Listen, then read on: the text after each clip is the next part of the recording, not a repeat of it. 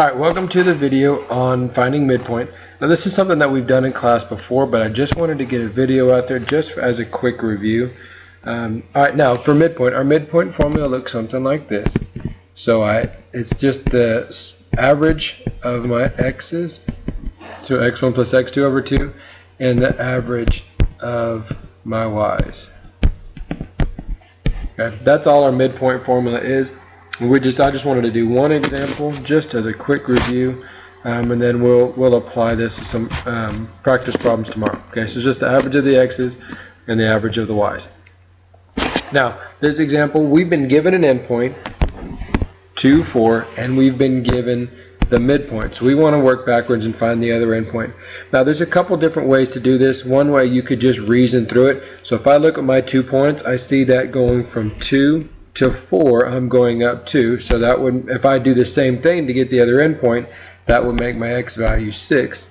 And then I can look at my y values and see that I'm going from 4 to 7, so I'm going up 3. So then the other endpoint has to also go up 3 units, so that would have to be at 10. So that's one way that you could reason through it. Now sometimes it's not quite as easy just to reason through it that way, and we can solve that algebraically, so let's do that real quick.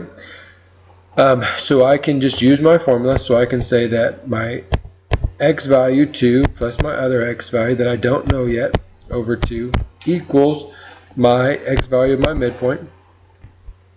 And I can do the same thing for my y value. So I can do 4 plus y over 2 equals 7. And from there I can just solve. So I would multiply both sides by 2 over here. So I would have 2 plus x equals 8. Subtract both sides, subtract 2 from both sides, and I get my x equals 6, which is exactly what we have right there. We'll do the same thing over here for y, just to prove that we can do this algebraically. So I'm going to multiply both sides by 2.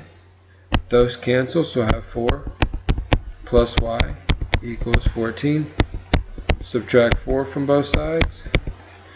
Those cancel, so I'm left with y equals 10, which is what we have there. So you can actually find that one of two ways, just by reasoning through it, or algebraically. Like I said, just a quick review, and then we'll spend a little bit of time practicing this tomorrow. And thanks for watching.